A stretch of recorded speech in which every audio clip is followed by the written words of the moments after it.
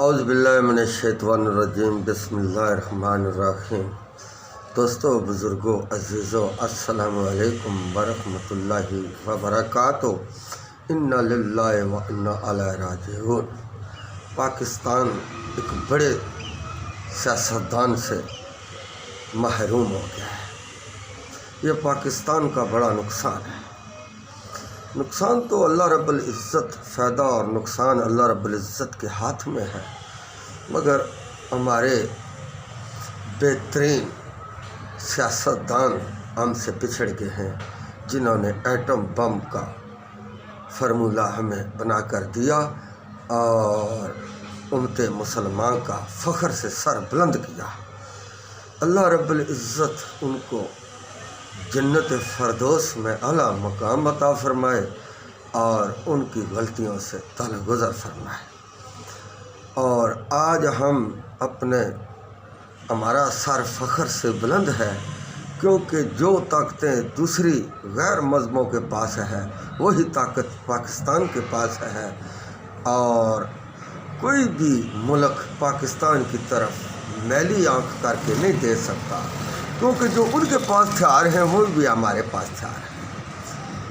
اور اللہ رب العزت کو یہی منظور تھا اور ہم سے بچھڑ گئے اور مالک حقیقی سے جا ملے۔ اور پاکستان جب تک قائم رہے گا اتنی دیر تک یہ پاکستانی قوم کے دل میں زندہ رہے گا۔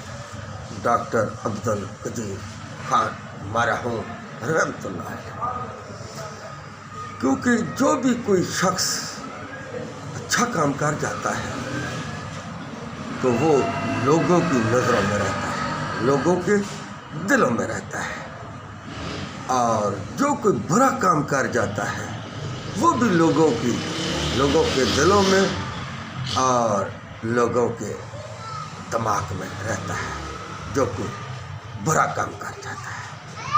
تو اچھائی اور برائی میں یہ فرق ہے کہ اچھا آدمی جب دنیا سے رخصت ہوتا ہے تو اس کو دنیا یاد رکھتی ہے اور اچھے الفاظ سے یاد کرتی ہے، تو جب برا شخص دنیا سے برائی کر کے جائے اور اس کو دنیا برا یاد کرتی ہے، برے الفاظ سے یاد کرتی ہے۔ اور ہمارے پیارے محسن پاکستان کا سب سے سول اوارڈ بھی دیا گیا اور پوری سرکاری مشینری حرکت میں آ گئی اور اعزاز و ساز کے ساتھ ان کو سپرد خاک کر دیا۔ اور میری طرف سے اور پورے پاکستان کی طرف سے رنج و غم کا عالم ہے، اور ہمیں کرنا بھی چاہیے، کیونکہ ایسے لوگ صدیوں بعد پیدا ہوتے ہیں۔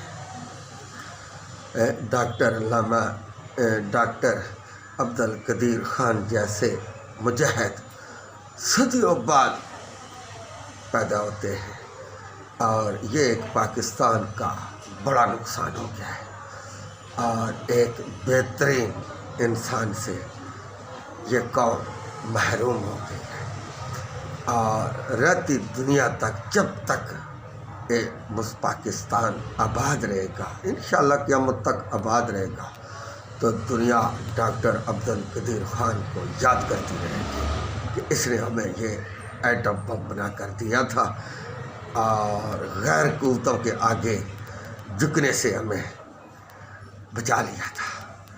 آج جن کے پاس یہ ایٹم بم نہیں ہے تو وہ ان پر امریکہ، برطانیہ، روس، انڈیا چڑھ دوڑتے ہیں، اور ہماری طرف آتے ہیں تو بارڈروں پر ہی کھڑے رہتے ہیں، آگے آنے ان کی جرأت نہیں آتی۔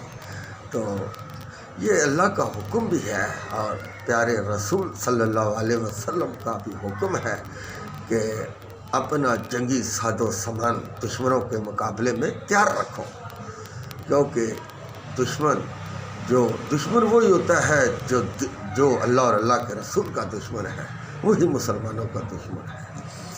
تو ان کے لیے حق اور باطل کی جنگ ہوتی ہے، اور مسلمان پھر اپنی جرأت دکھاتے ہیں اور گھبراتے نہیں ہیں۔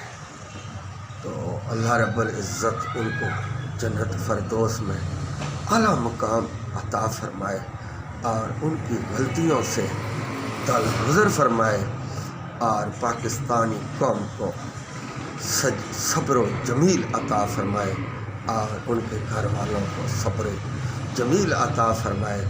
اور سلطان محمد غوری کا مقبرہ بھی انہوں نے بنایا تھا اور جگہ بھی خریدی تھی، تو دنیا یاد کرتی ہے، وہاں غوری میزائل بھی لگا ہوا ہے، تو یہ بھی ایک بڑے اعزاز کی بات ہے۔ بدقسمتی سے ہمارے جو بڑے گزرتے ہیں ہم ان کو کوئی اچھے لفظوں سے یاد نہیں کرتے، اور کبھی کبھار یاد کرتے ہیں، ٹر گئے یار محمد بخشا رہ گئے اسی کلے۔ تو میاں محمد بخش رحمۃ اللہ علیہ نے بھی اس قسم کے بہت ہی بہترین کلام ارشاد فرمایا۔ تو بہرحال موت برحق ہے، یہ تو ہر کسی نے موت کا ذائقہ چکھنا ہے اور مالک حقیقی سے جا ملنا ہے، اور مالک حقیقی سے ملنے کی تیاری بھی کرنی بے حد ضروری ہے، اور تیاری بھی کرنی چاہیے، آخرت کی تیاری بھی کرنی چاہیے۔ دنیا کی تیاری تو ہم کرتے رہتے ہیں، اور آخرت کی تیاری جو ہے یہ بے حد ضروری ہے، کیونکہ مالک حقیقی سے ملاقات ہونی ہے قیامت والے دن، اچھے اعمال بھی کرنے ضروری ہے اور توجہ دینی چاہیے، اور نبی صلی اللہ علیہ وسلم کی سنت کے مطابق زندگی گزارنی چاہیے۔ یہی ہم سب کی بقا ہے، صلاح ہے، اور جنت کا یہی سیدھا راستہ ہے۔ بھائی جان، جو میرے منہ سے کوئی غلط بات نکل گئی تو میں اس کے لیے معذرت خواہ ہوں، اور جو میں نے حق بات کی ہے اس پر مجھے اور آپ کو عمل کرنے کی اللہ رب العزت توفیق عطا فرمائے۔ وآخر دعوانا ان الحمد للہ رب العالمین۔